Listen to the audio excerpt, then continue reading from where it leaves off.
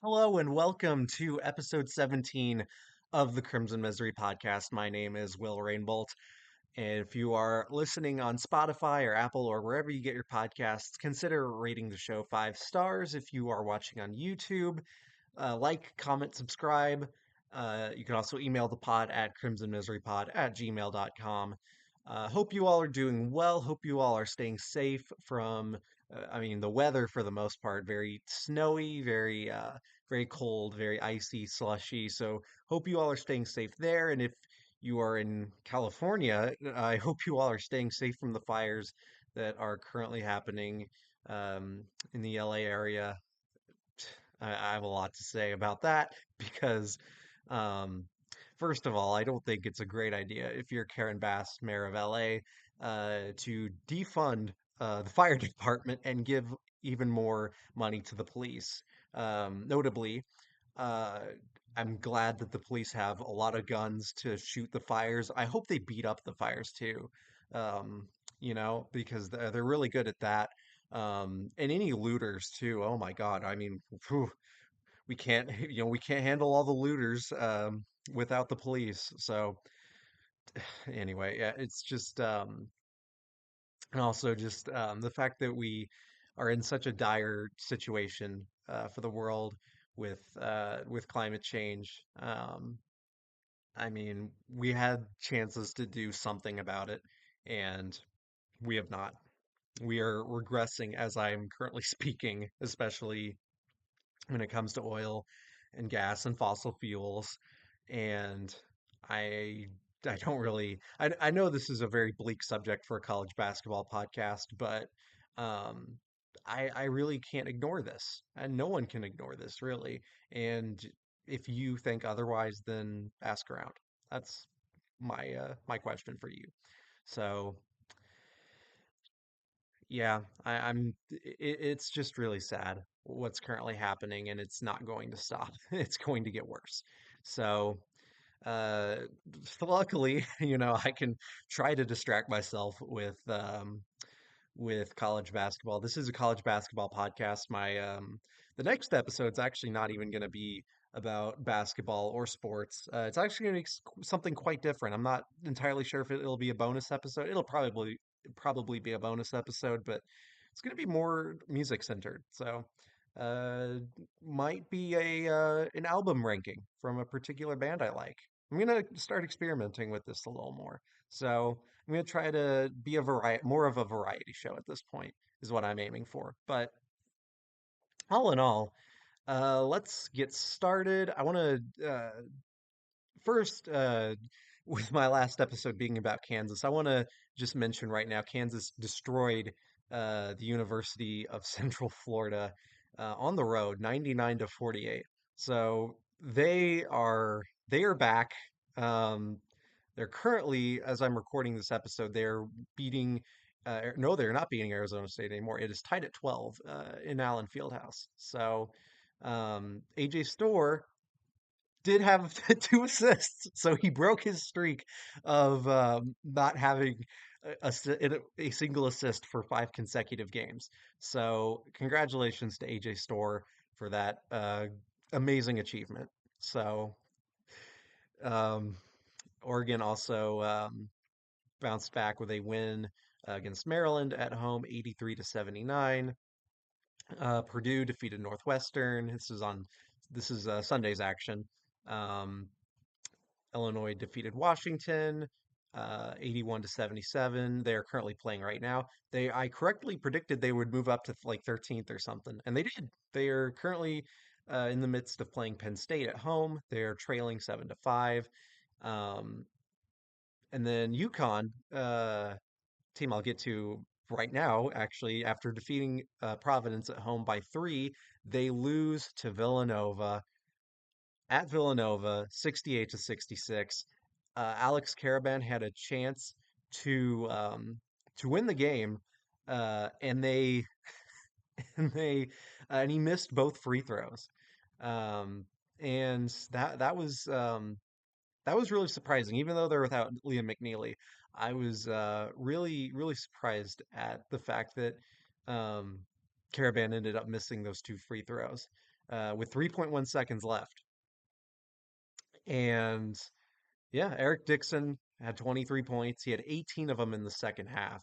And the Yukon Huskies finally lose in the continental United States for the first time in over a year, I believe. I think their last loss was again, well, wouldn't be quite a year. I think their last loss was at Creighton in the continental United States. So, uh, very interesting to see that.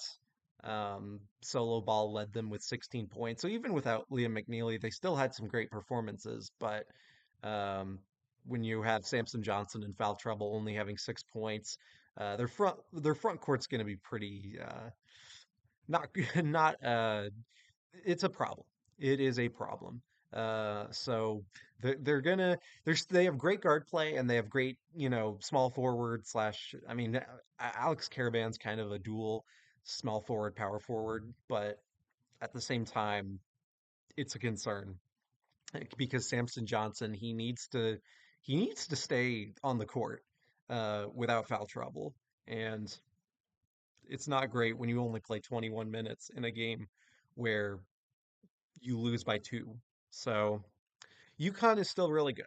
And I don't want to like poo-poo their chances at winning a third straight national title, but that is a concern. So, and Villanova, after I kind of, there are a couple teams I need to like write apology forms for. Villanova, they're not great. Okay, they're 11-5, but they are 4-1 in the Big East, so they are turning it around a little bit. I'm not sure if they'll make the tournament or not, but they could if they continue to win in a kind of lackluster Big East this year. Same thing with Georgetown. Georgetown's actually been pretty good so far this season. I've been very surprised, especially with a team that has not really had a good team. I'm not even counting the COVID year because they won the Big East tournament with a losing record that year. So, I mean, their last like good team was like 2015, I think, and that's with when they had what's his face, Devontae Smith Rivera, Jabril Trolloc, I believe, was still on that team. That was the year after Markel Starks and Nate Lubick, and I think a couple of years after Otto Porter left. So they're 12-3 this year. So Ed Cooley, despite you know less than friendly words to say to Ed Cooley, not a big fan of him, but he is Georgetown moving in the right direction at least. I mean, that's more you can say about John Thompson the third's final few years, and that's better than what you could say about Patrick Ewing's tenure in at Georgetown. So they did end up losing yesterday to Marquette, but they're still 12-3. So I mean, they look decent at the very least. Um, and 12-3 is not nothing to scoff at. So we shall see what ends up happening with Georgetown. Um, in the Big East Conference. So Tuesday, moving back a little bit, um, we had some results. We had some results. I hesitate talking about this game because I know one of my dear listeners, Tyler, who lives in Tennessee, is a big Tennessee Volunteers fan. I've shouted him out before, but um, Tennessee's a really good team. And they are going to be at least a top three seed in the NCAA tournament by the time it comes around. I mean, that's my prediction. Um, but that being said, they dropped an egg uh, against Florida, losing by 30 points, the worst defeat by a number one team undefeated going in since 1968. And boy, boy, this was a tough game to watch. 4 for 29 from three, 15 of 25 from the free throw line. They're the only two players who scored in double figures were Chaz Lanier and Zakai Ziegler, and they had 10 points apiece. 73 to 43. It really like you didn't have great games from guys that you'd expect, like Walter Clayton and Will Richard only had 7 points, but Alex Condon had 12, Elijah Martin had 18, Denzel Aberdeen had 16 for Florida off the bench. And not like they didn't have like any eye-popping numbers, Florida, but they just Tennessee just really just could not hit the broadside of a barn. They couldn't hit the ocean if they tried. They that it was a it was one of the worst efforts I've seen from a number one team in a while. And I remember watching in 2013. I remember watching Duke get destroyed by like 27 against, excuse me, against Miami, I believe it was. Yeah, that was when Shane Larkin was there. And I remember Duke was down by like 35 at one point, I'm pretty sure. Um, and that was like one of the worst beatdowns I've ever seen of a number one. And this game was pretty bad too. It's been a while for a number one team to go down this badly. Um, yeah, I can't remember a worse effort from a number one team. I can't. This is like, I mean, this is This is probably worse than the Duke game because I think Duke at least put up like 60 points or something. They at least showed like decent signs. Despite I think Seth Curry went like 0 for 10 from the floor that game, or 0 for 10 from three, one of those two.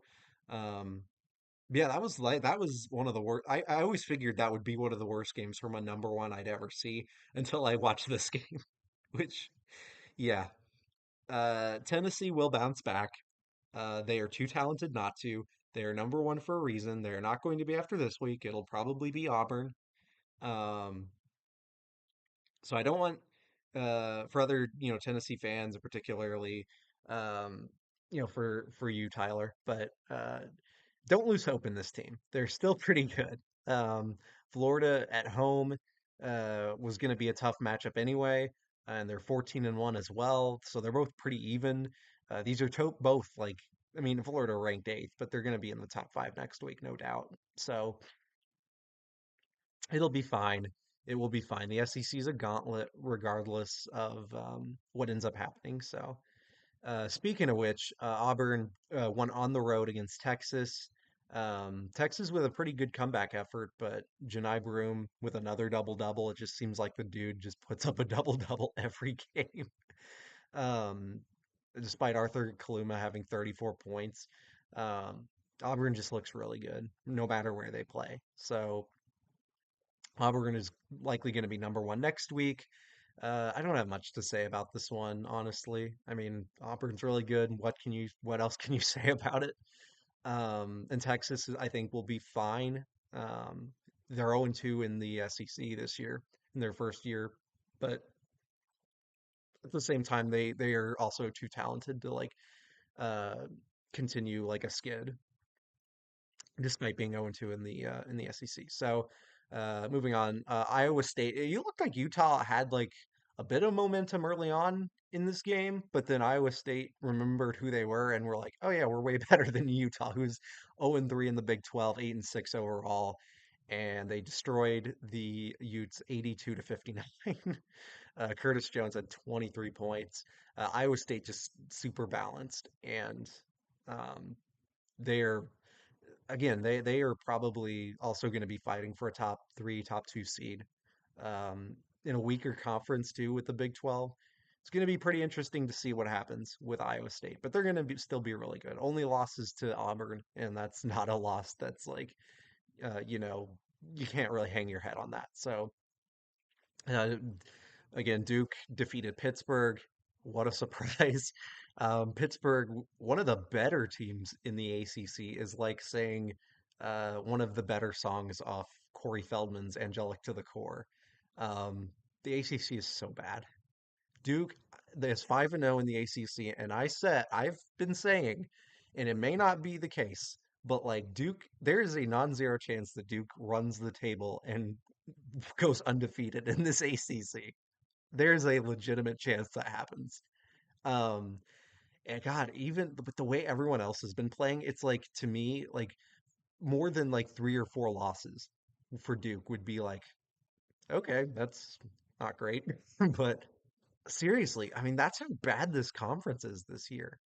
I am just stunned still, like how bad the ACC is. And Pittsburgh's one of the better teams, and they got destroyed. I know it was at Cameron, but they won at Cameron last year, and Duke just blew them out 76-47. It was like not even close. So, I mean, what else can you really say? Duke's really good, but like I know there are going to be some questions about, you know, later on in the season, especially, like, is Duke really, really like that good with the way they're playing in like a bad conference this year? We shall see. We shall see. I mean, the eye test shows that they're pretty good. Cooper Flag is going to be really good. He had a just insane dunk earlier. I think he who did he posterize? It was one of the Diaz Graham brothers, I believe. Um, but yeah, I mean, it was pretty insane. All five Duke starters were in double figures. So the eye test says like Duke's pretty good, but at the same time, take that with a grain of salt because the ACC is bad this year. So I cannot stress this enough. The ACC sucks. Seriously, I did like it's crazy to me. I already talked about Marquette, Georgetown, Kentucky losing at Georgia. This was a game that I thought Kentucky might be able to win, but I mean, the Jackson Robinson experience and the Brandon Garrison experience for Kentucky is very interesting. It's never boring with those two, but especially for Jackson Robinson, you probably need to improve a little bit. 1 for 5 from three, 1 for 5 overall. So all of his field goal attempts came from three. Kobe Brea had a very off game, 2 for 9 from three. Lamont Butler, whenever he's out on the floor, Kentucky's really good. When he's not on the floor, Kentucky is questionable. And again, I like,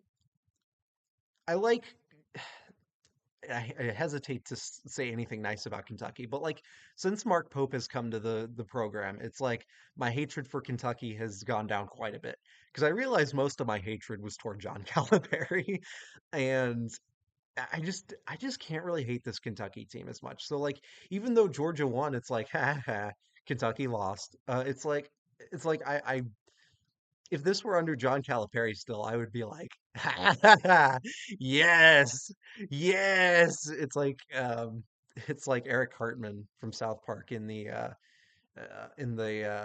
Scott Tinnerman Must Die episode, one of the most iconic episodes where well, I probably can't say what he does on this podcast, or I will get banned from everywhere. So just watch the episode if you're curious. But um, yeah, this was the game where Blue Kane finally broke out a little bit.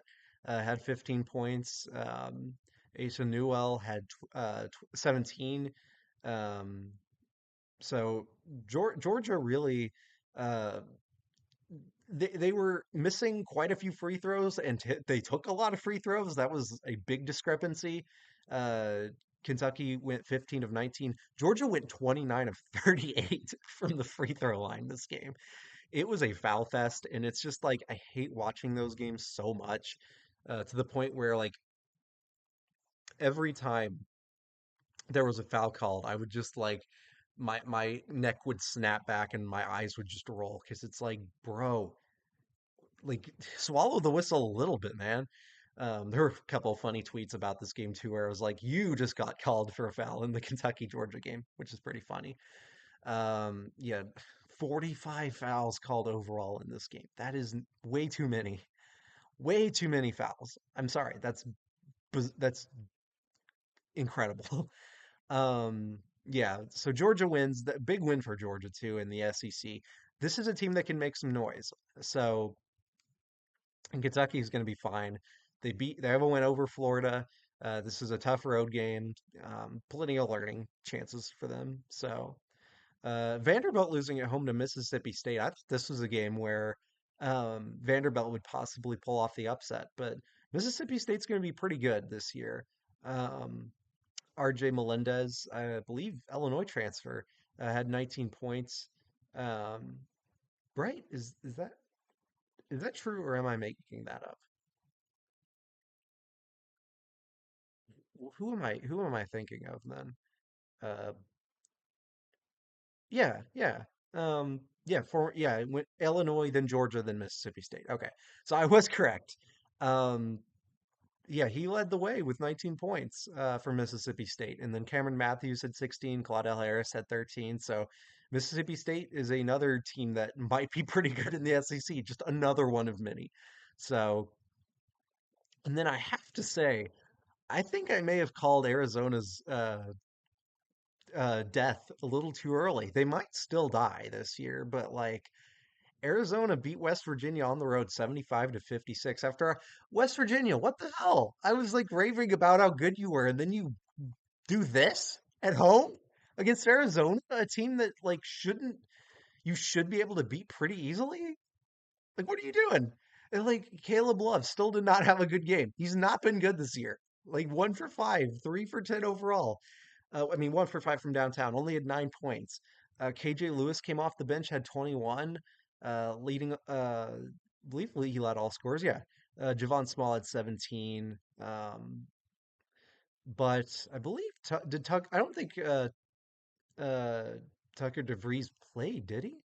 No, I don't think he did. Yeah, yeah, he's been out with his sixth straight game. So yeah, um, yeah, and yeah, didn't West Virginia play Arizona already? They they did, and they won 83 to 76. I was like, I knew they played before. It's like, what the hell? You can't even score 60 this time? It's Virginia, come on. So I don't know. Good on Arizona, I guess, but I'm still not entirely convinced. They are 3-0 in the Big 12, but like also have questions about how good the Big 12 really is. Little update, Arizona State is beating Kansas on the road 28 to 25. Okay. Also I should say Alabama killed South Carolina on the road. South Carolina is the worst team in the SEC.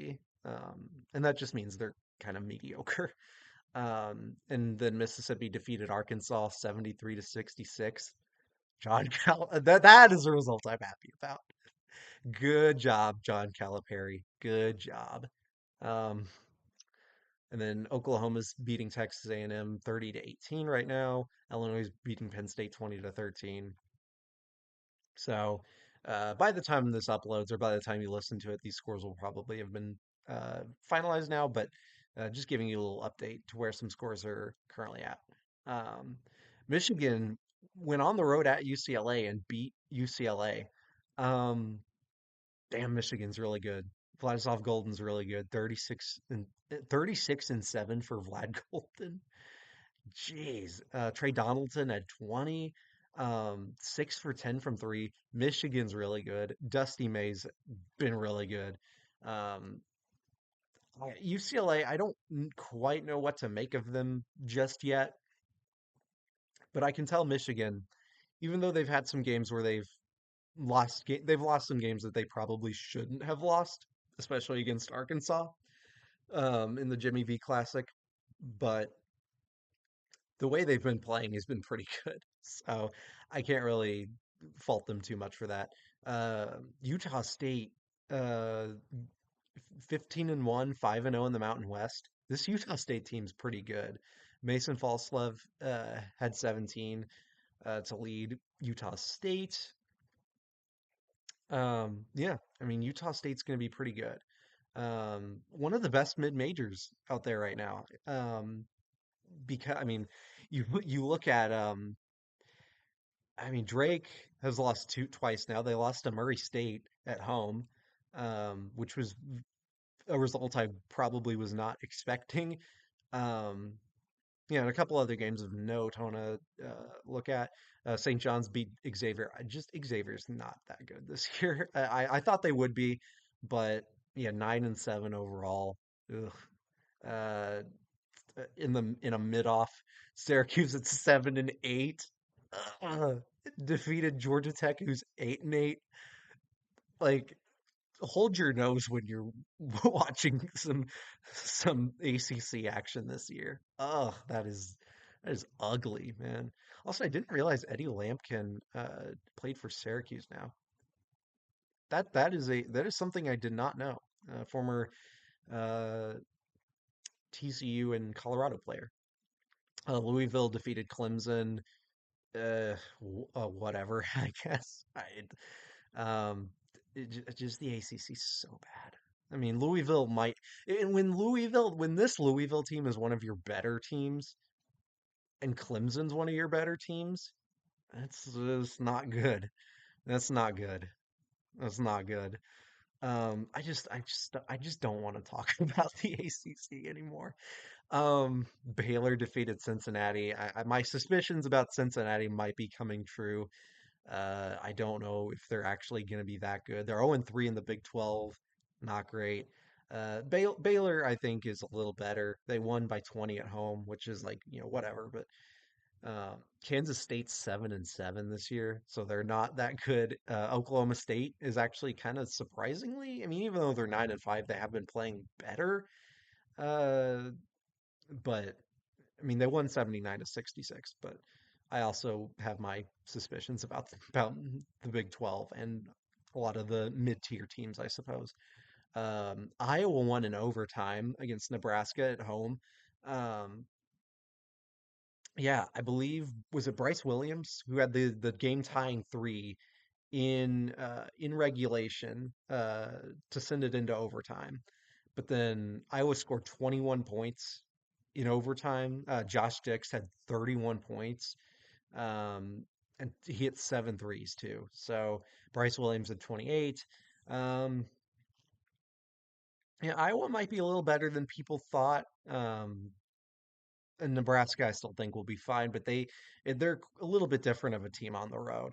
They have one of the best home court advantages, and they have talent, but they just they've just lost some games on the road where it's like maybe could have maybe could have won.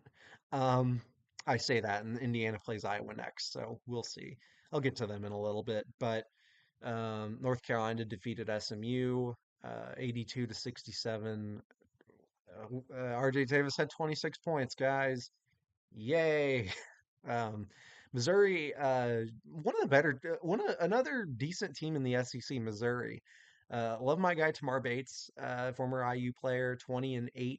Um, yeah, LSU may not be as good as we thought they were after the non-conference season, but then again, the SEC might just be that good, where some teams have to slip up, unfortunately, for a certain conference, even though they are really good.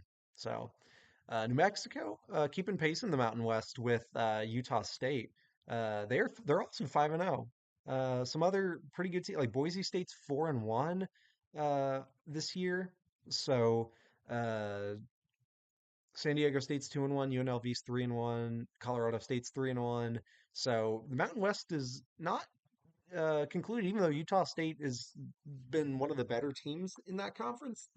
It's competitive to say the least. So yeah, decently well done for the Tuesday slate and the slate. Even though I've already talked about that, another mid-major uh, team, St. Bonaventure, losing to St. Louis currently um, on the road. St. Louis is also undefeated in the A10, 65-55. St. Louis is winning. Um, yeah, interesting enough. Like St. Bonaventure, one of the other best mid-majors so far at 14-1. So they're right up there in the A10. So I can't slight them at all. Um, what else? I feel like there was another game I was missing. Um, LaSalle, yeah, I was wrong about LaSalle. They're just not that good. I thought they would be better this year, but unfortunately not. Loyola Chicago did end up winning at LaSalle 79-68 in the A10. Um, So Florida State, wow, what a surprise. Florida State beats Miami 80-65. Miami's now 4-11. And Notre Dame is 7-8 now after losing to NC State by one. NC State is 9-6. God. I said I wouldn't talk about the ACC, and I'm talking about the ACC still. What is wrong with me, man? Um, yeah. Um, the other, I mean, Indiana, after beating Penn State, uh, defeated USC at home 82-69. They start off very slow. Um, I mean, I don't really have too much to say about this game. They ended up bouncing back nicely and they won. Um, but at the same time, it's like I just don't have too much to say. Umar Ballo was great though, 23 points, 8 rebounds. when he's on, he is on. And I think he's becoming a better free throw shooter too. So good on Umar Ballo, man. A couple guys are kind of disappearing a little bit, like Ken Carlisle and Mackenzie Mbako really hasn't been playing that well recently. So hoping that bounces back for him, but at the same time, I just don't have much to say about this game. Um, and over on the women's side, there are a few games that I had circled. I mean, USC and Maryland. USC is currently up 36 to 34. That is a game I had circled on my calendar. So, I mean, Juju Watkins with 11 um, to lead USC currently. Kiki Uriafen has 10. Uh, Cheyenne Sellers has 9 to lead Maryland. And I mean, I don't know how this game is going to go, but I'm really excited. Undefeated Maryland at 14 and 0, 4 and 0 in the Big Ten. USC is also 4 and 0 in the Big Ten, but they only have one loss this year. Um, that I believe wasn't that to Notre Dame? Who did USC lose to? Now I can't remember. Yeah, they lost to Notre Dame. So, but yeah, I mean, this is a power matchup. So I'm very, very glad we live in a world where matchups like this exist. Urioff. Yeah, that's Urioff, and she just made a jumper. Um, Watching that live currently while I do my other stuff. Um, Ohio State, another really good team in the Big Ten, defeated Michigan on the road, which is definitely surprising. Jelona Cambridge had 29 points. She's been like, people don't talk about her enough. Um, she had 29 points. Taylor Theory only had 8, but Cody McMahon had 13 points. Bit of we also haven't heard from Cody McMahon recently, which I feel like is surprising because she's overall just uh, she's too good, like not to be mentioned. I mean, even though the Big Ten now has like USC and UCLA who have been powerhouses this year, like they shouldn't take away from the year Cody McMahon's been having. 17.8 points per game is nothing to scoff at. So just want to shout out Cody McMahon. Really good. Um, really good. So and then Michigan on the other end, uh 10 and 5 may not be as good as we thought they were. I mean, Silas Swords only had 14 points. Olivia Olson had 20, but it was not enough. Ohio State uh, just made a little more plays. They also had 6 more. They made 8 more free throws than Michigan did, and that I guess was the difference overall. So, oh my God, UConn is that an actual score? Good Lord. UConn defeated Xavier. I mean, Xavier's 5 and 10 on the year, but UConn won 81 to 27. Ugh. Yeah, so UConn's still pretty good. Um, yeah. Yeah, Nebraska's beating Michigan State currently as well, 71 to 66 in the fourth quarter. Um, yeah, don't not like too much aside from the USC Maryland game. Um, Not like a ton happening in today's slate. UCLA destroyed Purdue 83 to 49. Know what that feels like, Purdue? I know what that feels like. So, um, yeah, good on them. A bit more teams in action. LSU is at Tennessee, so hope Tennessee wins that one. That would be interesting. LSU 17 and 0. We'll see. We shall see. Georgia Tech, one of the better. I mean, the ACC, for how bad they are on the men's side, they're actually pretty good on the women's side. So we have Georgia Tech at home against Virginia Tech. Georgia Tech should probably win that game. Notre Dame plays Wake Forest at home, 12 and 2. And then we have Duke Carolina earlier than on the men's side, certainly, but should be an interesting game on the ACC network. Um, they're giving Duke a 60% chance to win. I don't know about that. Even though North Carolina has slipped up, they've only slipped up to Notre Dame and Georgia Tech. So it's like um, they're still going to be pretty good. And because it's at Carolina, it's like, and with how good their defense is, I think this will be like a pretty good game to watch. Um, So, and for Duke, I mean, I think after they lost to South Florida, which is an interesting loss, they've bounced back. So they've beaten Boston College and Pittsburgh. So in the game sense, so it should be a good game. Kentucky going on the road against Florida. I think Kentucky's probably going to win that one. Iowa is going to be playing Illinois, so uh, Lucy Olson and Hannah Stolke will be going on the road to face them. Um, I think Iowa wins. Yeah, I'm gonna go Iowa. NC State, another ranked matchup. NC State, California. That's interesting because I think say California wins that one, and then Alabama, Texas going to be another pretty good game. But I think Texas will ultimately win that one. They're giving it's crazy to me. Like this rarely do you see this on the men's side. If you have like a ranked matchup between two teams, like granted, like the team that's at home and is higher ranked normally gets favored, but it's usually not 91 to 8, like odds wise. So that's that is very interesting. Yeah, wow. Okay. That's definitely I mean both teams are undefeated in the SEC, so we'll see. I mean the odds are never wrong, are they? And then Indiana yeah, I've neglected Indiana women's basketball for the USC Maryland game, but they're up they're winning and they'll probably win. They're only up 5 on Northwestern, but they will end up winning this one. They're up 66 to 61. So uh I guess they bounce back, I suppose. They play Iowa next on the road, so that's probably going to be a loss, but we can only hope. So, with that being said, believe that'll be all for this episode. Arizona State's still beating Kansas at halftime, 39 to 36. And Illinois is really pulling away from Penn State now, 39 to 17. Oh God. Yeah, oof, this Illinois team is like scarily good. Ben Humrickhouse is going off. He has 5 threes. He has 19 points in the first half, dude. Oh, oh man.